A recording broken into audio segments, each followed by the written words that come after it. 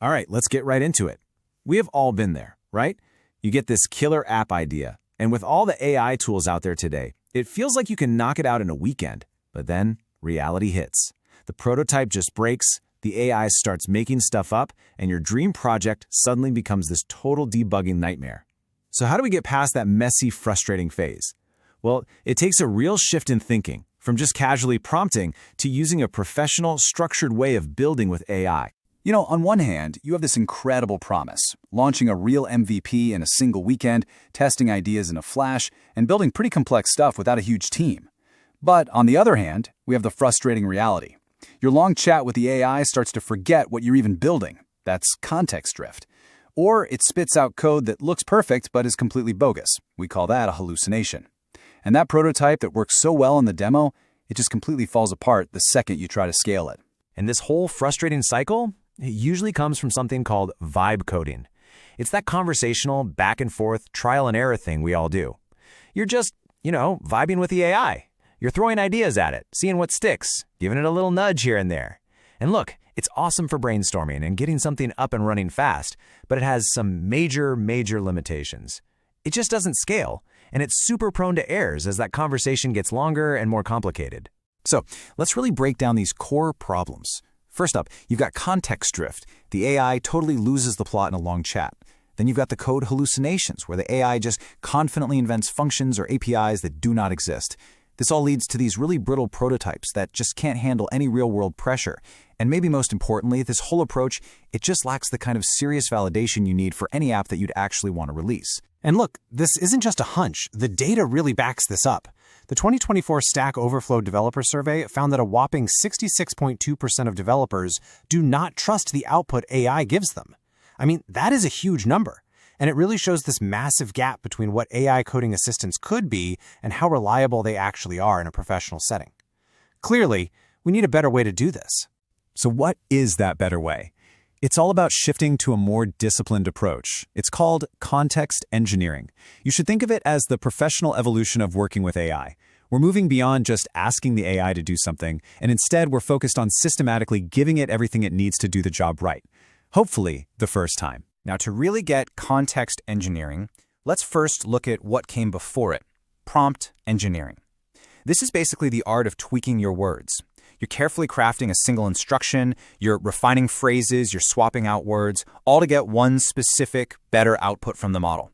It's a really powerful technique for sure, but it's a micro-optimization. It's for a single turn in a conversation. Context engineering, on the other hand, is the macro-level strategy. It's really a superset of prompt engineering. Instead of just focusing on that one perfect instruction, the goal here is to provide all the necessary information up front. Examples, docs from your codebase, constraints, best practices, everything. It's all about creating this rich, complete context so the AI can produce reliable, production-ready code time after time. A little more work up front pays off big time in accuracy and way less debugging later. Okay, so this all sounds great in theory, right? But how do you actually do it in practice? Well, the great news is you don't have to invent these complex contexts from scratch. The open source community is already way ahead, creating blueprints and templates to make this whole context engineering thing systematic and repeatable. A fantastic example of this is the PRP framework, that stands for Product Requirement Prompt. It turns this messy ad hoc process into 4 really clear steps. First, you define the plan. You just outline your features and logic in a simple file. Second, you use a command to have the AI generate the PRP. This is where it goes out and researches and gathers all the context it needs based on your plan. Third, and this part is crucial, you validate the PRP. You actually read through what it came up with and make sure it makes sense. And finally, you execute the PRP and let the AI build the application based on that validated context-rich blueprint. And this is where the open source ecosystem becomes your absolute best friend. GitHub is just filled with repositories that are basically prepackaged context. You can find these hyper-tuned templates for specific jobs, like building a production-ready web server. What that means is you never have to start from a blank page. You're starting from this massive launching pad where a ton of the hard context engineering work has already been done for you. And it's not just templates. There's a whole growing toolkit of applications designed for this new way of working. We're talking about AI-native IDEs like Cursor, really powerful models like Claude Code, and automation platforms like Zapier Agents and 8n. These tools are built from the ground up with the idea that providing deep, structured context is the real key to unlocking reliable AI assistance. Okay, so now let's zoom out a little bit. Context engineering isn't just for writing code. It's actually the foundation for the next huge wave of automation, autonomous AI agents. And these aren't just tools that respond to you. These are systems that are designed to take action and solve complex, multi-step problems all on their own. So, what's under the hood of an effective AI agent? Well, you need a few key components. The model, that's the AI brain. It needs tools so it can connect to things like APIs.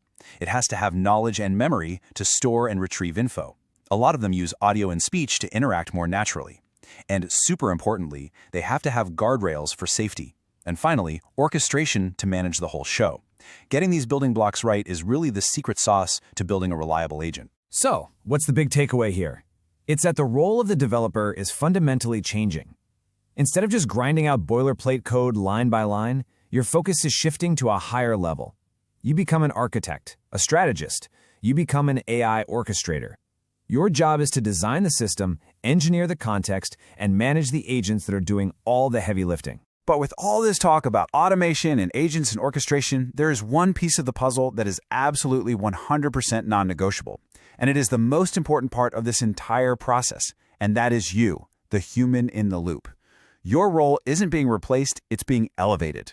This quote right here just hits the nail on the head. The entire context engineering workflow completely falls apart without human review and validation. Whether you're just checking a generated plan for errors or you're testing the final code, you are the final gatekeeper for quality and for safety. Blindly trusting the AI is just a fast track right back to all the failures of vibe coding. This partnership is all about having a really clear division of labor. Let the AI handle the generation and the execution. Writing the code snippets, automating all the repetitive tasks. That leaves the human to focus on strategy and oversight, defining the architecture, validating the output, and most importantly, applying ethical judgment that, frankly, an AI just doesn't have. And that brings us to something really, really important, our ethical duty as builders. We are the ones who are ultimately responsible for the guardrails. We have to ensure security against threats like prompt injections. We have to actively promote fairness by working to reduce bias, and we need to build in transparency so we can actually explain and understand the system's reasoning. At the end of the day, we have to take accountability for what we build. So as we wrap this up, just think about this new way of working.